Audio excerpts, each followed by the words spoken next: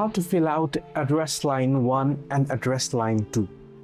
Well, hello everyone, welcome back to the channel. In this video today, I'll guide you through the steps on how you can fill out address line 1 and 2.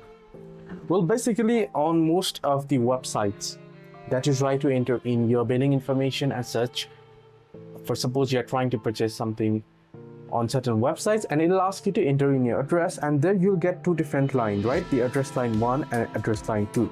So how you can fill it?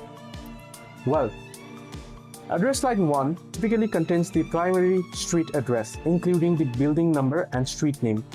Address line 2, on the other hand, is used for secondary address information like apartment numbers, suite numbers, or delivery instructions.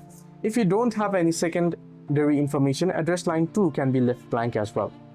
So, address line 1, this is the main street address. It should include the building or house number, the street name, and any necessary street suffixes, example ST or CENT or AVE or RD.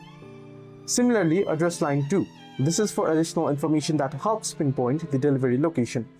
Examples include apartment numbers, suite numbers, floor numbers, PO box numbers, or any specific delivery instructions, example unit 302, suite A, third floor, and such. So hope this video was helpful. Do like and subscribe, and do not forget to leave the comments down below if you have any further issues as well.